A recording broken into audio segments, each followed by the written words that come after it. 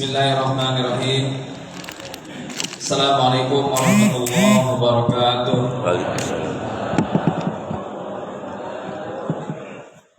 Alhamdulillah. Alhamdulillahilladzi khalaqal mauta wal hayata liyabluwakum ayyukum ahsanu amala. Allahumma shalli ala sayyidina Muhammad wa ala ali sayyidina Muhammad. Hadirin yang dirahmati Allah Subhanahu wa taala, puji dan syukur senantiasa kita panjatkan kehadirat Allah Subhanahu wa taala yang masih mengumpulkan kita pada kesempatan pagi hari ini di tempat yang mulia ini. Semoga kita semua yang hadir di sini senantiasa sehat dan dalam lindungan Allah Subhanahu wa taala. Yang saya hormati guru kita Bapak Haji Muhyiddin Hashim SAI, Bapak Ustadz Syahrani Ramdhani, Bapak Ustadz Haji Gojari, yang saya hormati Ketua DKM Bapak Haji Dir Marsidi, yang saya hormati segenap jamaah, bapak-bapak, ibu-ibu dan saudara-saudaraku sekalian yang alhamdulillah senantiasa hadir dalam rangka kegiatan rutin kita, yaitu kuliah subuh setiap Ahad pagi di Masjid Miftahul Jannah. Dan yang juga saya hormati narasumber kita untuk kesempatan pagi hari ini, yaitu Bapak Ustadz Haji Nur Gufron dari Jelupang. Dan sebagai informasi, beliau juga seringkali menjadi imam di Masjid As-Sajdah di Jelupang, di Pilam Hati kalau tidak salah.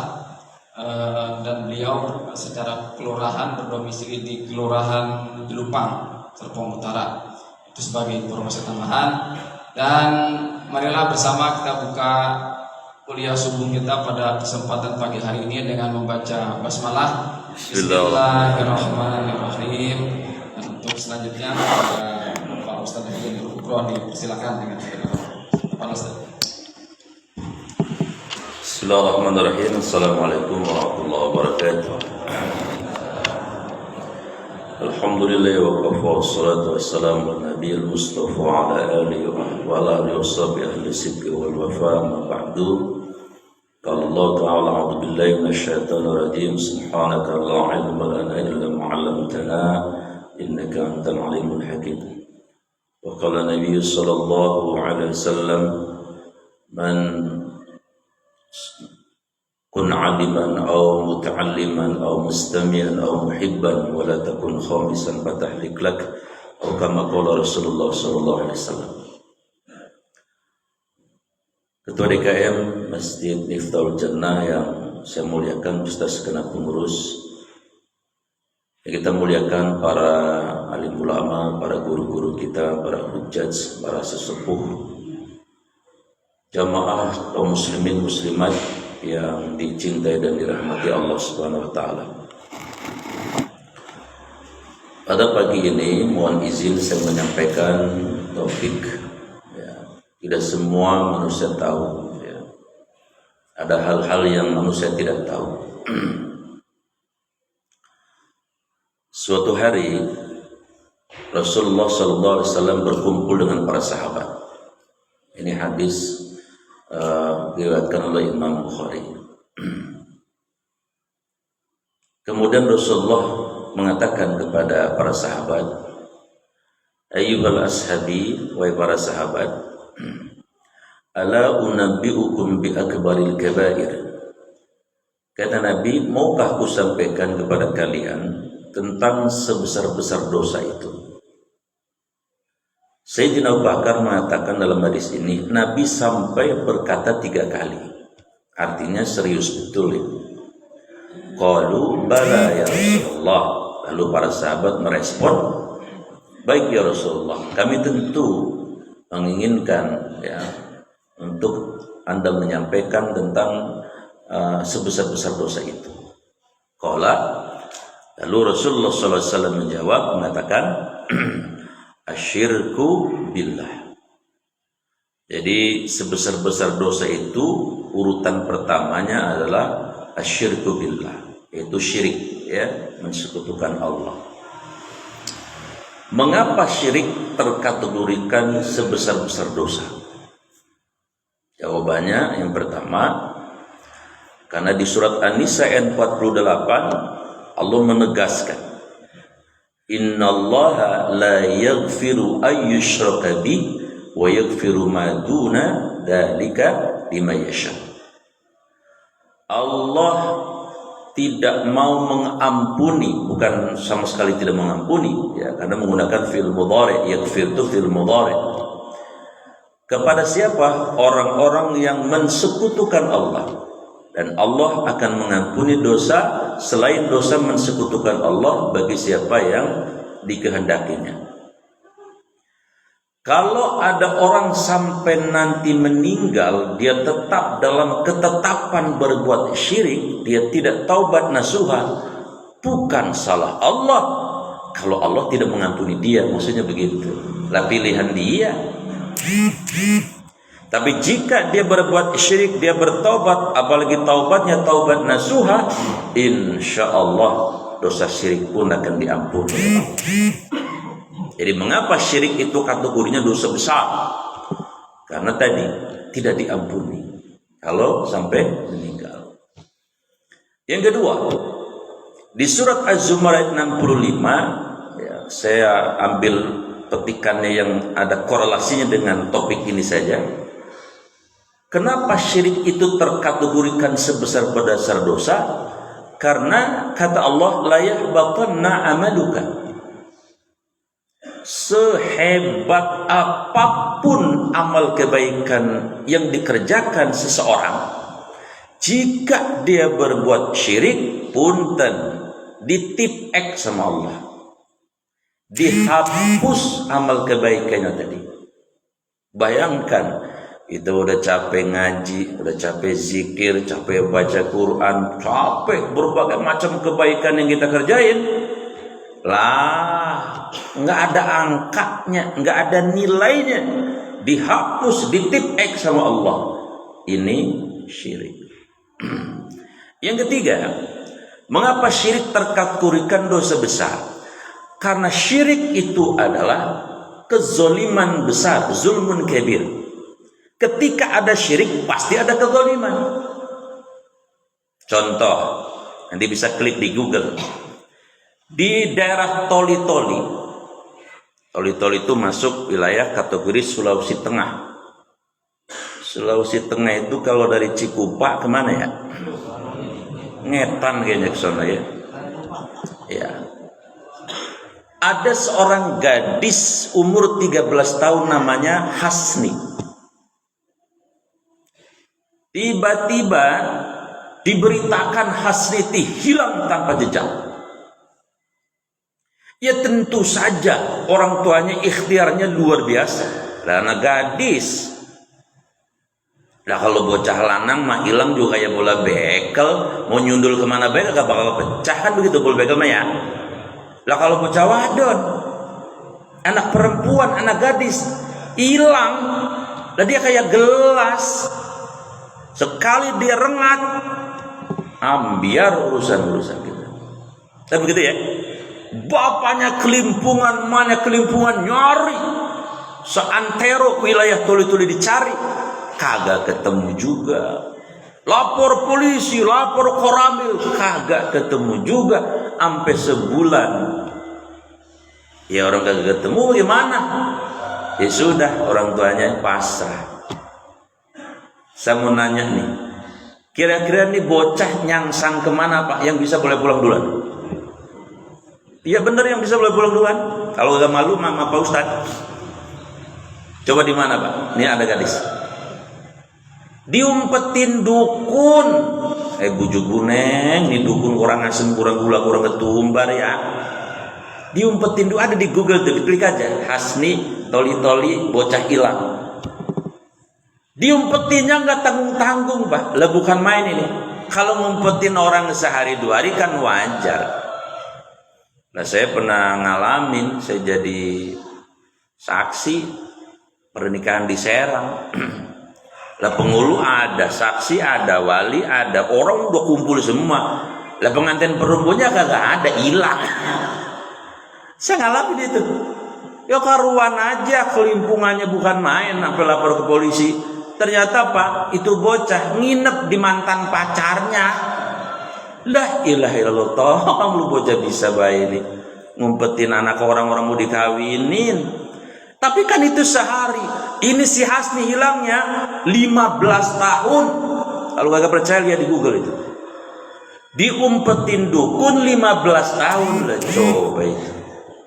Pinter banget tuh dukunnya. Dan 15 tahun ini 5 kali, mohon maaf, si Hasni perutnya kembung kagak masuk angin. Ngerti nggak ini? Halim Pak, halim apa halim? Hamil 5 kali dukun. Iya kalau dukunnya masih muda mah ganteng kayak abang ini, lah ada aki-aki kan main dah. Jalan dia udah angkerah ungkruh, masih doko banget itu dukun ya. Dia ini budoyong ya. 15 tahun dia betin. Nah ini kezoliman. Ketika dukun banyak, kezoliman merajalela. Berita tidak baiknya sekarang ini, berita tidak baiknya. Sekarang ini sudah resmi berdiri ID namanya. Apa ID? Ikatan Dukun Indonesia. Buka di Google. Mudah-mudahan anggotanya nggak ada di sini ya. Awas udah nggak ada di sini. Yang kedua, ada Asosiasi Paranormal Nusantara. Waduh, ini berita nggak baiknya. Berarti ini dukun ini sudah masif dan ekspansif serta sistematik ini. Kira-kira kalau bahasa politiknya begitu. Tapi berita baiknya apa? Alhamdulillah, tiba-tiba Allah kirimkan bocah masih muda, tapi bisa membongkar praktek-praktek kedukunan yang goroh itu. Namanya pesulap merah. Ada nggak? Ada di YouTube ada? Dibongkar trik-trik dukun semua itu sama dia. Nah, jadi yang ketiga itu, ketika ada zukun, kezaliman merajalela. Yang keempat, mengapa syirik itu terkategorikan dosa besar? Karena ketika orang bersentuhan dengan syirik, dia tidak punya peluang mendapatkan ajrun kabir, yaitu penghargaan Allah yang luar biasa. Kepada siapa? Dalam hadis riwayat Imam Bukhari dari Ibnu Abbas, Rasulullah SAW bersabda begini: 70,000 min ummati sayadkhuluna al-jannata bighairi hisabin. Ada 70.000 golongan dari umatku yang bakalan masuk surga enggak pakai dihisab. Wah, kan luar biasa ini Pak. Hisab itu kan gak main-main. Analoginya kayak orang pergi ke Indomaret. Kalau orang kaya, kenapa hisabnya panjang? Lah kalau belanja sekeranjang, lah kasirnya sampai lelenggutan, capek ngitungnya itu. Ini segala kancing baju, segala macam-macam. Lah sekeranjang, lama bener. Lah Bang Miun, rumah gedoyong, belanja cuma 1 peniti. Apa kata kasir? Lah Bang Miun, udah dah nggak usah masukin kasir, udah gratis, gratis, digratisin bisa tuh. Orang kaya nanti hisabnya, makanya ada orang miskin yang sabar dan soleh masuk surga 500.000 tahun kata Nabi dulu daripada orang kaya yang pelit. Tapi jangan, kalau bisa jangan pengen jadi orang miskin. Jadi orang miskin juga orang enak ya Pak ya. Jadi orang miskin orang enak pisan. Ngelamar calon besan ya. Paling mobilnya Xenia juga minjem. Udah enak lah pokoknya dah urusan. Hajatan berasnya kehabisan. Saya pernah kondangan Pak di daerah Paku Jaya. Kondangan itu yang hajat kehabisan nasinya lah, coba bayangin tuh. Kesian kalau jadi orang miskin. Tapi orang miskin yang sabar dan soleh masuk surga 500.000 tahun daripada orang kaya yang tadi yang tidak baik. Kenapa? Karena hisabnya orang miskin singkat, cepat, masuk surganya cepat. Ya. Nah, hadirin yang dimuliakan oleh Allah Subhanahu wa taala. Jadi ketika orang berbuat syirik, maka peluang ini tidak akan didapatkan. Apa itu? Masuk surga tanpa hisab. Jumlahnya kata Nabi 70.000. Tapi dari sejak para sahabat. Nah, para sahabat aja ada yang mengatakan sekitar 24.000. Berarti masih ada sisa. Diambil tabi'in. Tabi'in diambil tabi'ut tabi'in. Lah kita orang umat paling buncit. Ilok dapat kali ya. Dapat kali potongannya mah ya. Ada di sini ada ya.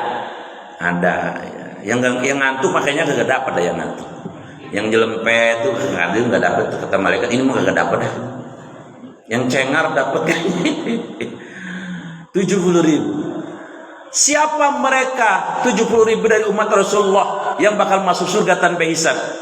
Disebutkan di hadis itu, pertama la yarqun, kagak pernah ngejampiin orang, alias jadi dukun, tukang sembur, nggak pernah. Jadi mohon maaf kalau ande ada di sini yang pernah jadi tukang sembur, tobat nasuh ada supaya dapat bagian tadi yang 70.000 insyaallah. Yang kedua, wala yastarqun, kagak pernah minta dijampi, disembur.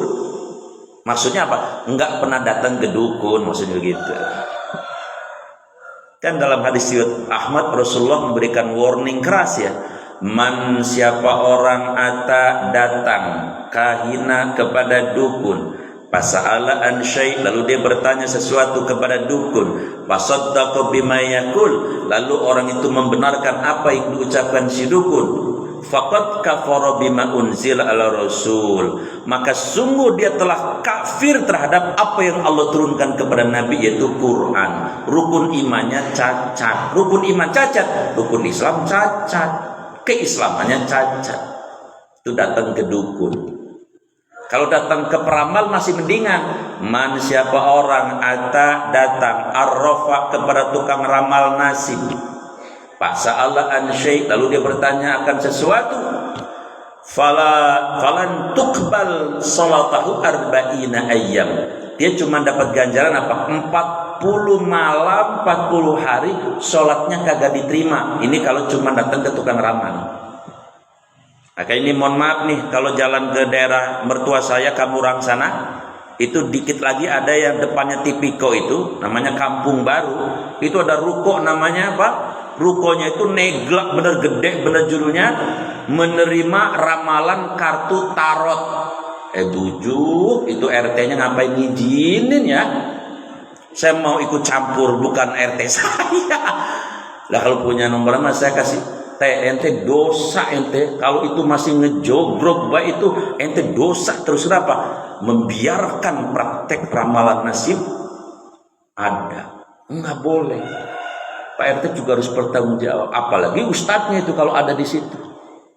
Jadi jamaah yang dimuliakan oleh Allah Subhanahu wa taala. Ya. Jadi layas tarkun itu minta dijampi datang kepada dukun. Itu peluang untuk mendapatkan tadi yang tidak pakai hisab enggak dapat.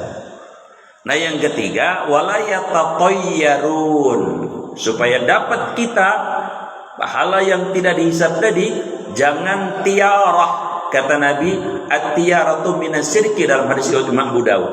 Tiarah itu bagian dari syirik. Apa itu tiarah? Gampangnya begini, tiarah itu melihat, mendengar, merasakan sesuatu lalu dikait-kaitkan dengan nasib. Itu namanya tiarah. Contoh, ini ntar habis ngaji pulang ke rumah abang, kemudian di pagernya abang ternyata ada ular. Begitu tahu ada ular, ngejingkrak kita, langsung bebekeran manggilin bini, apes dah kita pokoknya, apes kita pokoknya, ini kita bakal kena musibah hari ini. Emang apa bang? Ada ular di pagar kita, bakal kena bencana musibah ini kita. Apa hubungannya ular sama musibah? Ular mau ngelingker muter-muter sampai kelenger di pagar, lah terserah ular punya hak beri kehidupan ular. Apa urusan lu? Lah memang lagi pas aja ularnya lewat ke pagar ente, entar juga pindah. Kan begitu ya. Jangan kaitkan ular dengan nasib. Kasihan si ular jadi tertuduh tuh. Itu namanya tiara. Gak boleh begitu. Ya kalau ada ular ya udah sewajarnya aja. Kalau kita bisa usir gitu ya. Kalau kita bisa bunuh juga bunuh, boleh. Ada 5 binatang yang boleh dibunuh, boleh. Kecuali kalau malam, hati-hati. Kalau ular warnanya hitam malam-malam di kasur, jangan langsung dibunuh. Bacain ayat kursi dulu, Al-Falaq, An-Nas, Al-Ikhlas. Siapa tahu itu keponakannya jin. Lain teh matiin keponakan jin, lain teh ditegrep sama engkongnya jin, dan begitu. Nah kalau siang begini, kayak begini mah ya bukan jin ngapain keluyuran habis subuh? Kan gitu kira-kira ya. Itu tiara, melihat sesuatu lalu dikaitkan dengan nasib, enggak boleh. Yang kedua, mendengar sesuatu lalu dikaitkan dengan nasib, ini juga tiara. Contoh, tar malam kita tidur nih, ngendusin jam 1 malam, ada burung celepuk ngoceh baik itu burung. Ambil kita ngendusin bangun. Begitu dengar burung celepuk ngoceh, lah kita bangunin bini. Dengar nggak tuh? Burung celepuk ngoceh baik. Bakal kita kena musibah di rumah kita. Bakal ada yang mati ini anak kita. Kasihan nama tuh burung jadi tertuduh begitu. Apa hubungannya suara burung sama musibah? Nggak ada hubungannya. Musibah ya musibah, Allah menakdirkan sebagai ujian. Burung ya burung, mau ngoceh terserah burung, dia punya hak perburungan, kan begitu ya Pak? Burung. Atau yang ketiga tiara itu merasakan sesuatu lalu dikaitkan dengan nasib. Contoh, bini, iya, ini mata abang belah kiri kedutan baik dari kemarin apa ya? Kata bininya, waduh bang, kata komiun, abang bakal dapat rezeki gede. Kan paus pokoknya rezekinya. Ditungguin sampai seminggu, orang ada yang datang. Lemang kagak ada hubungannya. Mata kedutan mah kebanyakan makan soto Betawi. Santannya kebanyakan, jadi jarak kagak lancar, kolesterol numpuk di sini. Lah kedutan, lah kan air kalau dipampet Pak, kan nyember gitu ya. Darah juga gitu. Kedutan. Apalagi biasanya tuh? Selain mata apa biasanya? Tangan. Ya pokoknya apa aja dah dikait-kaitan sama dia. Itu namanya tiara. Jadi orang yang kayak gini nggak dapat peluang yang tadi 70.000 yang bakal mati kagak dihisab ke surga langsung. Makanya nggak usah ya yang kayak gitu. Atau ini mohon maaf ya, jangan sampai gagalin anak nikah. Mereka udah saling cinta digagalin gara-gara hitung-hitungannya salah. Calon mantu datang, mantu calon sini, iya. Apa Pak? Lu dari mana? Tulung Agung. Waduh, Tulung Agung. Lagu Joko Tingkir ya? Bukan ya? Lu tahu nggak hari apa lu lahir? Ya tentu tahu dong Pak. Saya lahirnya hari Rebo. Bukan. Lu Rebonya Rebo apa? Kata emak saya sih, saya Rebo Paing. Waduh. Lu kan udah demen sama anak gua si Tuti, iya. Si Tuti Kemis Wage. Menurut hitungan Bapak, Rebo Paing sama Kemis Wage kalau digabungin sangka kalah bakal terjadi bencana. Jangan deh lu jangan nikah sama anak gue. Lah karun be si Udin udah cinta berat sama si Tuti ya. Si Tuti juga udah demen banget sama si Udin. Ya si Udin kerjanya di perminyakan, bagian dorong-dorong. Tapi kan perminyakan yang penting ya. Ini bocah udah demen banget kan, tinggal dikawinin, digagalin. Lantaran apa tadi? Hitung-hitungannya katanya salah. Zaman apa Nabi dan sahabat ngomongin hitung-hitungan kayak gitu? Nggak ada. Ya kalau itu tradisi kita hargai betul, tapi jangan dikaitkan dengan jodoh dong. Kan begitu ya? Lah jodoh ya jodoh. Yang penting kan kata Nabi kalau jodoh, kalau perempuan apa? Tungkahul mar'at li arba'atin. Kalau nyari calon mantu perempuan, cari yang 4. 1, maliha. Kontrakannya 200 pintu, cukup dah itu. Kenapa kamu nggak terima saya ngomong gitu?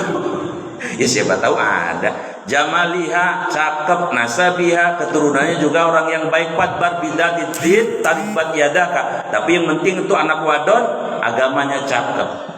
Bagaimana kalau nyari anak mantu yang laki-laki? Yang penting ada 3 T. T pertama, tampan. Ya maksudnya jangan jelek-jelek amat. Jadi nyolong cari calon mantu udah jelek bener. Ya ribet kalau dibawa kondangan. T-nya tampan. Yang kedua apa? Cari calon mantu laki yang tajir. Ya minimal rukonya 3, ada jelupang 1, lengkong udang 1, serpong 1. Anteng tuh biasanya anak kita yang wadon. 3. T ketiganya apa? Takwa. Kelihatan orang takwa tuh di masjid 5 waktu nggak pernah lolos absennya. Dan yang keempat, tanggung jawab. Bagaimana melihatnya orang anak laki tanggung jawab? Bapaknya lihat. Kalau bapaknya tanggung jawab, abang-abangnya tanggung jawab, insya Allah tuh bocah lanang juga tanggung. Gitu 4 T. Lo ini tadi kemis wage merebo paing. Ya jaga sembung makan rebung, kagak nyambung, bung kan begitu ya? Tiarah itu namanya. Jadi nggak masuk yang 70.000 tadi. Nah yang ketiga yang berpeluang masuk 70.000 tadi adalah wa ala rabbihim yatawakkalun. Orang beriman yang total tawakalnya kepada Allah Subhanahu wa taala. Contohnya bagaimana orang yang tawakalnya total itu? Saya berobat ke dokter. Lalu dia mengatakan begini, dengan ilmunya Pak Dokter dan dengan racikan obat yang cocok, tapi ingat atas seizin Allah dan atas iradah Allah, sakit saya sembuh. Wa idza maritu fahuwa yashfin. Ketika aku sakit, Allah yang nyembuhin. Kalau orang yang nggak tawakal sama Allah begini ngomongnya, dokter gua paten banget. Dokter paten, padahal dokter tidak menyembuhkan, obat juga tidak menyembuhkan. Ketika Allah izinin dokternya pas sesuai ilmu yang ada di penyakit kita, obatnya racikannya juga pas, Allah izinin. Tapi ada iradah Allah, karena segala sesuatu tidak terjadi kebetulan begitu saja. Wa matasqutu min waraqatin illa ya'lamuha. Daun jatuh saja Allah yang ngatur. Penyakit juga Allah yang ngatur. Yang dapat ujian sakit siapa, yang harus disembuhkan siapa, Allah semua itu yang ngatur. Tapi melalui para malaikat-malaikat. Ini nyambung apa kagak ya? Kok saya dipelototin begini? Jadi grogi saya? Masya Allah. Baik, jadi yang pertama apa tadi? Bahwa sebesar-besar dosa itu adalah syirik. Mudah-mudahan kita tidak terjangkit syirik ini. Amin ya rabbal alamin. Yang kedua, sebesar-besar dosa kata Rasulullah adalah wa uququl walidain. Apa uququl walidain? Menyakiti orang tua.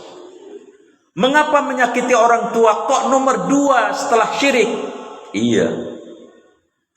Karena di surat Al-Isra, jangankan kita menyakiti, fala taqul lahuma uffin, ngomong sama emak bapak saja Allah marah, apalagi nyakitin. Ridallah fi ridal walidain, suhtullah fi suhtil walidain. Gampang. Kalau pengen bikin Allah seneng sama kita, gampang caranya, nggak usah susah. Bikin seneng emak bapak. Antum nih yang muda nih, habis gajian beliin martabak aja, nggak usah telur bebek dah, telur entok dah kalau ada. Beliin bapak emaknya sampai kegirangan. Makasih ya Tom, Allah senyum sama kita. Tapi ketika emak bapak tersakiti, apalagi gelinjang kata hatinya mengeluarkan sumpah, hati-hati itu bocah, cepat atau lambat bakal dimurkai Allah. Ibnu Umar radhiyallahu an pernah ketemu dengan sahabat dari Yaman. Sahabat dari Yaman tuh gendong emaknya tawaf, bayangin. Lah tawaf itu kan lumayan, Pak. Saya kemarin tawaf ya lumayan, udah desek-desekan. Ya kira-kira jaraknya ada yang paling dekat itu 300 meter kali 7. Apalagi kalau di lantai 3, lantai 3 itu bisa jaraknya 500 meteran. Bisa 3 kilo itu. Gendong emaknya, ya karuan luar biasa. Nggak gendong apa-apa aja tawaf luar biasa, apalagi gendong. Selesai tawaf, anak itu ngomong sama Ibnu Umar, wahai Tuan Ibnu Umar, baik. Kira-kira ini saya sudah terkategorikan anak yang berbakti belum sama emak saya deh. Kata Ibnu Umar, la yakfi belum. Cuman kebaikan ente dicatat sama Allah gendong emaknya tawaf tadi, tapi ente belum terkategorikan. Sampai ada yang mengatakan bahwa seandainya ada anak punya gunung emas, Pak, emas segunung, lah emas segram aja sejuta, ini segunung, ya. Apalagi Mas Joko, ya Mas Joko 60 kilo ya. Segunung dikasihkan emak bapak belum cukup. Kenapa? Karena ketika kita lahir, emak kita melahirkan itu, nyawa dan nyawa lebih mahal dari segunung emas. Maksudnya begitu. Maka dosa sebesar dosa adalah menyakiti hati orang tua. Ada seorang syekh ditanya sama anak muda. Anak mudanya ngomong begini, Syekh, iya, saya mau curhat nih, silahkan. Apa yang kamu curhatkan? Ibu saya numpang di rumah saya dan terjadi disharmoni dengan istri saya. Syekh tadi bilang, anak muda, coba ulangi pertanyaan. Ibu saya berantem sama istri saya dan dia numpang di rumah saya. Kata Syekh tadi, ulangi pertanyaan. Ibu saya numpang di rumah saya dan berantem sama istri saya. Bagaimana sikap saya? Ulangi pertanyaanmu. Ya si bocah ini kayak dari Syekh, lah ngapa diulang mulu? Emang saya nggak dengar? Enggak, saya dengar. Kenapa saya disuruh ulangi pertanyaannya? Kan udah jelas.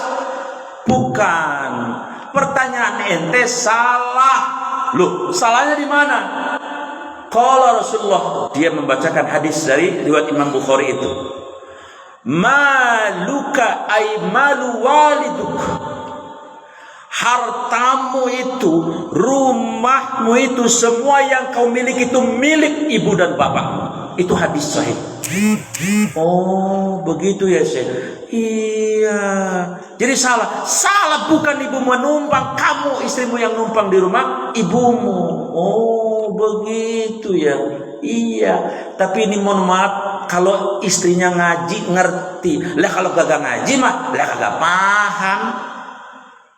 Misalnya mertua perempuannya datang, nih perempuan nggak ngaji nih, datang dia, uculuk langsung di hati, ya yang kerok datang, apa beda kandut ini urusan, ini bocah songong ya. Semua yang ada di suaminya harta itu milik ibunya, kata Rasulullah SAW. Maka ketika mertua datang, wahai ibu kalau boleh ngomong, ya kalau usah ngomong juga nggak apa-apa. Ngomong dah, Bu, Pak, ini semua punya ibu, punya bapak, punya emas saya, abang saya, suami saya. Berarti semua punya emak dan bapak. Ada nggak istri kayak gitu ngomong gitu kira-kira di sini? Di Lengkong Gudang ada nggak kira-kira? Ada. Tolong kalau ada Pak, saya minta nomor WA-nya itu. Kalau belum sumeng jangan dibawa ke bidan kemudian kayak gitu tuh. Karena nggak tahu. Jadi hartanya laki-laki itu, anak laki-laki itu hartanya sama bapak. Begitu kira-kira. Maka dosa sebesar berdasar dosa adalah menyakiti kedua orang tua. Terakhir, sebesar dosa itu adalah kata Rasulullah, wa qauluz zur. sumpah palsu, dusta, kata orang Jepang goroh. Allah berfirman dalam surat Al-Ahzab ayat 70, ya ayyuhalladzina amanu taqullaha wa qulu qawlan sadida. Hai orang-orang yang beriman, bertakwalah kepada Allah dan berkatalah yang jujur apa adanya, tidak ditambahin, tidak dikurangin. Supaya apa?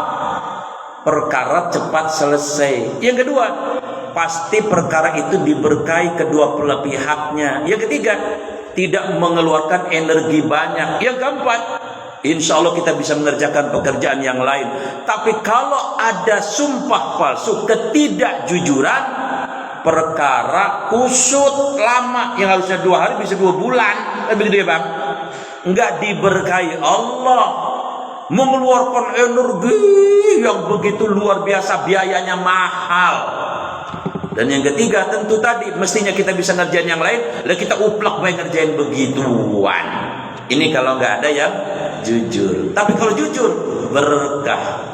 Contoh, berapa waktu yang lalu di Bandara Soekarno-Hatta ada pengusaha dari Jambi, duitnya hilang Pak. Ya kalau duit 1 juta sih mungkin diikhlasin, kali 1 juta 2 juta. Dia hilang cek 35,5 miliar. Pernah ngeliat duit segitu? Itu kira-kira duit kalau dibeliin cimol Pak, kayaknya lengkong kelelep kayaknya ini. Tapi karena yang menemukan itu waqulu qaulan sadida, urusan cepat kelar, sehari 2 hari beres. Yang nemuin anak perempuan namanya Halimah, masih gadis kayaknya si Halimah ini. Nemu duit ya, nemu cek. Si Halimah juga ngerti itu cek sebenarnya dicairin sama dia juga bisa lah, dia juga lulusan SMA, ngerti, paham. Tapi dia waqulu qaulan sadida, dia sampaikan ke security ini saya nemuin cek ini. Oh begitu, security-nya qaulan sadida juga. Lapor ke manajemen, saya mendapatkan laporan si Halimah nemu ini. Ya kata manajemen, tunggu beberapa saat, nanti pasti ada yang datang. Betul, tak berapa lama datanglah yang punya tadi. Dikonfrontir, SIM-nya, KTP-nya, semuanya sesuai dengan nama itu. Ya jelas punya dia. Selesai urusan 1 hari 2 hari. Lah coba kalau si Halimahnya goroh, diumpetin, coba ayo. Security-nya kerjasama lagi, goroh lagi baik. Halimah, kita bagi 2 baik ya. Udah diem baik kalau ada yang datang mari. Enggak, udah pokoknya diem baik udah. Manajemennya juga Pak, kita bagi dong, bagi 3 bayar. Kan bisa kusut urusan ya. Itu bisa nanti di pengadilan digugat, bisa itu nanti sih manajemennya. Lah bisa berminggu-minggu. Yang harusnya kelar 2 hari bisa berminggu, bisa berbulan-bulan. Ini pada kemana nih pikirannya Bapak ini? Lah ditegesin Bapak begitu. Jadi ini mohon maaf nih, abang sama bini juga kudu qaulan sadida. Kalau memang di kantornya dapat bonus 5 juta, lah ngomong. Baru dapat bonus 5 juta dari kantor, pulang pura-pura doyongnya. Sepi kantor lagi, sepi nih, ampun dah. Emang apa sih Bang? Ampun, lagi banyak kekurangan, abang juga nih gajinya kurang. Padahal masih 5 juta di kantor. Lah bininya juga sama, nggak kaulan sadida, goroh lagi baik. Bini kemarin yang ngabis kasih ya apa bang cepek yang buat belanja masih ada, habis telur 30.000 kilo sekarang. Padahal masih gocap di kantong. Ya dua-duanya goroh, emaknya goroh, bapaknya goroh. Lah bocahnya goroh lagi baik, ntar lu rumah tangga nggak ada berkahnya. Tapi jujur nih orang lengkong, ibu dikasih duit cepek masih aja gocap, kira-kira ngomong nggak ke lakinya? Ayo. Belah, goroh banget. Ini buat beli cimol. Ya abang-abang begitu. Allah padahal nyuruhnya begitu ya. Makanya diawali dengan wattaqullah, bertakwalah kepada Allah. Maka coba apapun terjadi ketika ada yang tidak kalau saya tidak babal lihat urusan. Tapi kalau pengen berkah, itu karena berkah si Halimah naik. Tadinya cleaning service jadi supervisor, gajinya 3 kali lipat naik. Di rumahnya harum karena jujur, di teman-teman kerjanya harum juga, di manajemen harum, tapi yang paling penting dia viral di langit.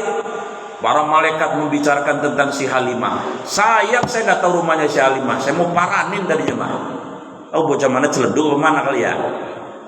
Ya? Bisa bayar. Jadi 3 ini mudah-mudahan kita berharap di pagi yang berkah ini Allah menghindarkan dari 3 ini.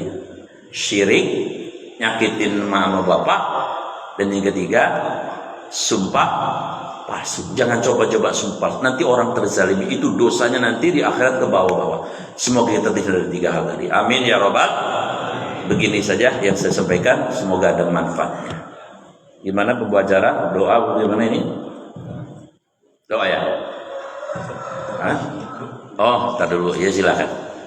Ya, terima kasih kepada Ustaz Haji Nur Kufron yang telah menyampaikan materi tentang dosa-dosa besar yang harus kita hindari, yaitu syirik atau mempersekutukan Allah Subhanahu wa taala, dan juga durhaka kepada orang tua, dan juga bersaksi palsu. Ya. Dan untuk selanjutnya untuk menambah keberkahan di kuliah subuh kita pada pagi hari ini, silakan kepada Ustaz Nur Kufron untuk menutup dengan doa. Apa Ustaz? Iya, kalau di Jelupang sih biasanya kalau sampai pakai doanya berkatnya 2 ustadznya biasanya. Kalau di Jelupang, kalau di sini mah, hah? Lah kebanyakan amat 3. Mari ibu bapak kita mohon berkahnya Allah supaya pertemuan ini diridhoi ya, jadi amal soleh buat kita hidup dengan doa. Bismillahirrahmanirrahim. Alhamdulillahirabbil alamin. Allahumma shalli ala sayidina Muhammad wa ala alihi wa sahbihi ajmain. Allahumma ighfir lana ya Allah, ampuni dosa-dosa kami ya Allah. Ampuni dosa ibu bapak kami ya Allah, anak-anak cucu kami ya Allah, kakak adik kami ya Allah, saudara-saudara kami ya Allah. Warhamna, sayangi kami ya Allah, rahmati kami ya Allah di dunia sampai akhirat nanti. Wajburna, tutupi ya Allah kekurangan-kekurangan kami ya Allah, aib-aib kami ya Allah. Warfa'na, angkat derajat hidup kami ya Allah di maqam yang mulia di sisimu ya Allah dan di sisi manusia. Warzuqna, karuniakan ya Allah kepada kami rezeki yang halal, yang barokah ya Allah. Wahdina, bimbing kami ya Allah, beri senantiasa kami petunjuk kami ya Allah, agar kami tidak salah jalan dalam hidup ini ya Allah. Wa'afina, sehatkan ya Allah lahir batin kami ya Rabb, sehatkan lahir batin kami ya Rabb, sehatkan lahir batin kami ya Rabb. Wa'fu anna, maafkanlah kesalahan-kesalahan kami. Allahumma ya Allah, iftah, bukakanlah lana untuk kami khususnya jamaah Masjid Miftahul Jannah ini ya Allah, abwabul khair, pintu-pintu kebaikan, wa abwabun nikmah, pintu-pintu kenikmatan, wa abwabus sihah, pintu-pintu kesehatan, wa abwabus salamah, pintu-pintu keselamatan, wa abwabun najah, pintu-pintu kesuksesan, wa abwabus sakinah, pintu-pintu ketentraman, wa abwabus sa'adah, pintu-pintu kebahagiaan, wa abwabal barakah, pintu-pintu keberkahan, wa abwabal rahmah, pintu-pintu rahmat, wa abwabal jannah, pintu-pintu surga. Allahumma ij'alna minat tawabin, jadikan kami ahli taubat ya Allah. Waj'alna minal muttaqin, jadikan kami orang-orang bertakwa ya Allah. Waj'alna minal mukhlasin, golongkan kami orang-orang yang ikhlas ya Allah. Waj'alna minasyakirin, golongan kami orang-orang yang pandai bersyukur ya Allah. Waj'alna minas sabirin, jadikan kami orang-orang yang sabar ya Allah. Waj'alna minal dzakirin, jadikan kami ahli zikir ya Allah. Waj'alna minal qari'in, jadikan kami orang yang dekat dengan Al-Quran ya Allah. Waj'alna min ibadikas salihin, jadikan kami bagian dari hamba-hambamu yang saleh. Rabbana wa Rabb kami, atina, karuniakan kepada kami semua fid dunya hasanah, hidup di dunia yang hasanah, yang dekat dengan Engkau ya Allah dalam keadaan bagaimanapun ya Rabb. Wa fil akhirati hasanah, kehidupan akhirat yang hasanah tidak lain adalah surga. Wa qina azaban nar ya Allah, jauhkan, hindarkan kami semua ya Rabb dari api neraka yang tidak sanggup panas akan dipikul. Wassallallahu ala sayyidina Muhammadin wa ala alihi wa sahbihi ajmain. Subhana rabbika rabbil izzati amma yasifun, wassalamun ala mursalin, walhamdulillahirabbil alamin. Mohon maaf lahir dan batin. Subhanakallahumma hamdika, asyhadu an la ilaha illa anta, astaghfiruka wa atubu ilaik. Assalamualaikum warahmatullahi wabarakatuh.